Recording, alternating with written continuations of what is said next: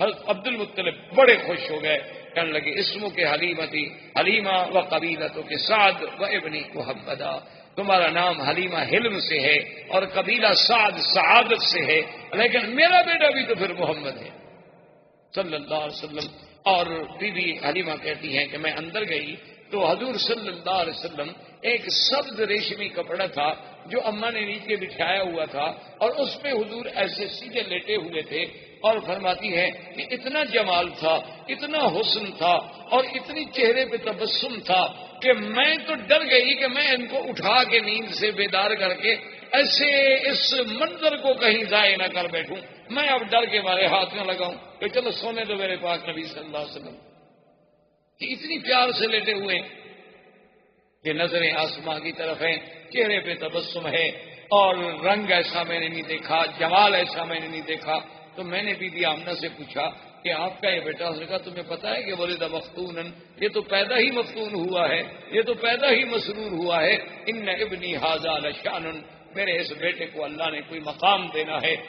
حلیمہ اگر بچہ لینا ہے تو ذرا خیال سے لے جائیں۔ اور حلیمہ بی بی کی سواری کیا تھی؟ یہ گدھا۔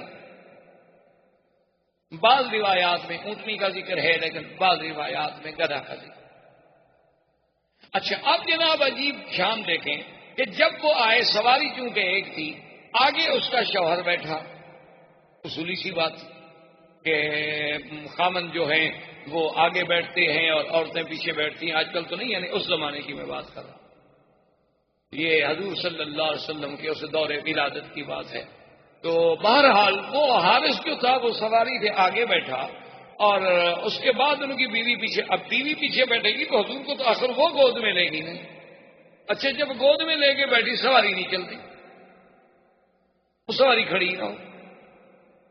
اب بیوی کہتی ہے میں حیران ہو گئی، پہلے ہماری سواری کمزور تھی، اب اور یہ ہو گیا کہ بھئی اتنا بچے کا بوجھ تو نہیں ہو سکتا کہ اس کی وجہ سے یہ نہ چلے۔ تو کہتی ہیں کہ میں نے کہا اپنے شوہر سے کہ ایسا کرو کہ سواری ایک تو کمزور ہے، دوسرے شہر میں آنے کے بعد بھی سواری جو ہے جانور پر اثرات ہوتے ہیں، ابھی تم اس کو آگے پکڑ کے چلاؤ، جب باہر نکل جائیں گے پھر تم بیٹھ جانا۔ تو جب میرا خاوند اترا، اس نے آگے پکڑا تو چل پڑی، اور جب ہم شہر سے نکل گئے ہم نے پھر سواری کو بٹھا دیا، پھر اسی طرح بیٹھے، پھر وہ رک گئی۔ میں نے کہا کیا بات ہے؟ تو حارث کہنے لگا کہ آمنہ معلوم ہوتا ہے کہ یہ بچہ کوئی ایسے شان والا ہے کہ اس کو اس کا مالک پیچھے نہیں بیٹھنے دیتا،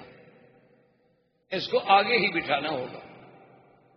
تو لہذا اس کو میں آگے لے لیتا ہوں، تم پیچھے بیٹھی رہو۔ تو میں نے اپنی گود میں لے لیا، تو کہتے ہیں میری سواری جو چلی نا تو ساری بنو سعد کی سواریاں پیچھے رہ گئیں، اور وہ ہمیں پکار رہی ہیں کہ حلیمہ تمہاری سواری کو کیا ہوا؟ میں نے کہا سواری تو وہی ہے، پر سوار بدل گیا،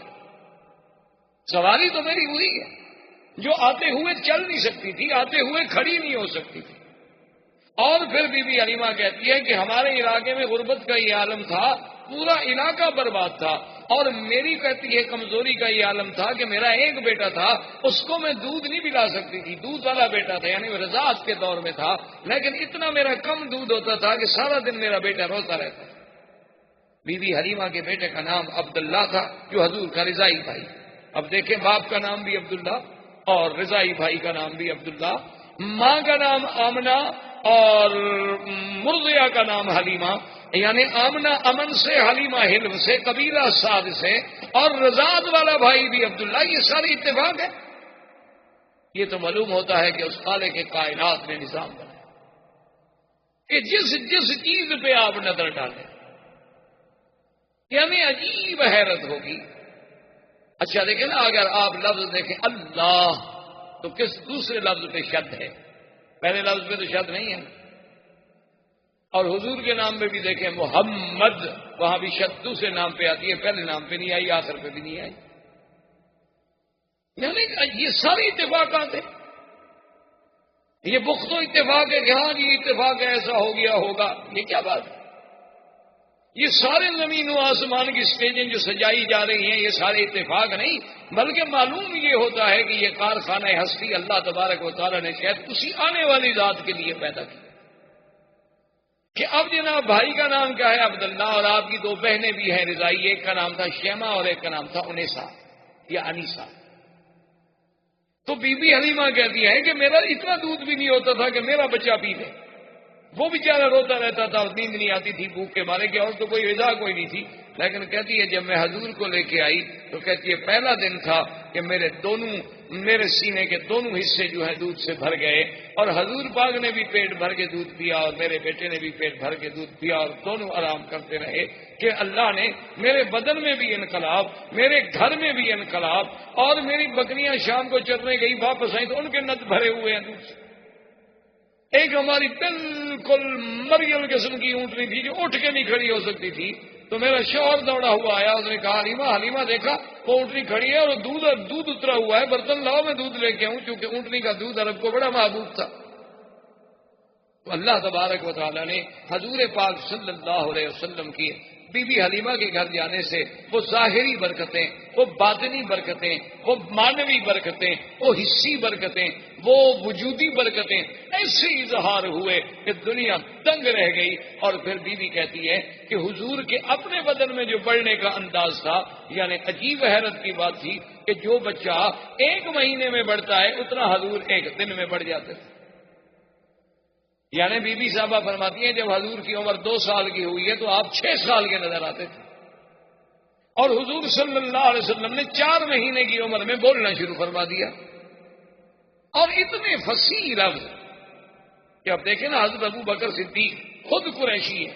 خود اہل مکہ ہے. کبھی کبھی انہوں نے ایک دفعہ حضور صلی اللہ علیہ وسلم سے کہا کہ یا رسول اللہ صلی اللہ علیہ وسلم، مجھے بڑی حیرت ہوتی ہے کہ کبھی آپ ایسا لفظ بولتے ہیں کہ ہم عرب ہیں، کرشی ہیں، لیکن ہمیں بھی سمجھ نہیں آتا اس کا ترجمہ. تو حضور نے فرمایا کہ ابو بکر ایسا کیوں نہ ہو،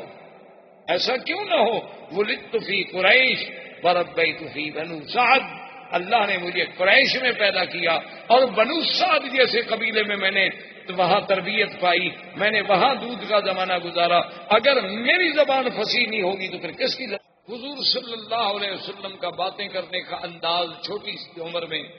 حضور صلی اللہ علیہ وسلم کا کسی بات میں جھگڑا نہ کرنا، کسی بات میں تعارض نہ کرنا، حضور صلی اللہ علیہ وسلم کا باوجود چھوٹی سی عمر کے ہر چیز میں تیامن، یعنی دائیں طرف کو ترجیح دینا، بائیں طرف سے بچنا، یہ ساری چیزیں ایسی تھیں جو مجھے عجیب نظر آتی. اور میں صرف حیران نہیں تھی بلکہ ہمارا قبیلہ بنو سعد پورے کا پورا حیران تھا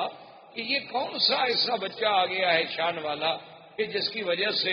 اس علاقے کی کایا اللہ نے پلٹ دی ہے کہ تم نے کانٹوں کو چھوا اور گلستہ کر دیا، کہ جہاں جہاں سے حضور صلی اللہ علیہ وسلم گزرے، جہاں جہاں حضور صلی اللہ علیہ وسلم کے قدم پہنچے، وہ جگہ جو تھی جنت سما ہوتی گئی. جہاں تیرا نقش قدم دیکھتے ہیں، خرامہ خرامہ ارم دیکھتے ہیں. تو اسی اسنا میں کہتی ہیں جب حضور تھوڑے کچھ چلنے پھرنے کے قابل ہو گئے تو حضور پاک صلی اللہ علیہ وسلم نے مجھ سے پوچھا کہ اماں حلیمہ میرے بھائی جو ہیں یہ کہاں چلے جاتے ہیں؟ سارا دن غائب ہوتے ہیں، شام کو آتے ہیں. میرا بھائی بھی غائب ہو جاتا ہے، میری بہن شیمہ بھی غائب ہو جاتی ہیں، تو یہ کہاں چلی جاتی ہیں؟ تو بی بی حلیمہ سعدیہ نے کہا کہ بیٹا کیونکہ ہم غریب لوگ ہیں، کچھ دمبیاں ہیں، کچھ بکریاں ہیں، کچھ مویشی ہیں، تو ان کو وہ چرانے کے لیے دور جاتے ہیں اور چرا کے شام کو واپس آ جاتے ہیں. تو فرماتی ہیں کہ محمد مصطفیٰ صلی اللہ علیہ وسلم نے فرمایا کہ اماں میں بھی ان کے ساتھ بکریاں چرانے کے لیے جاؤں.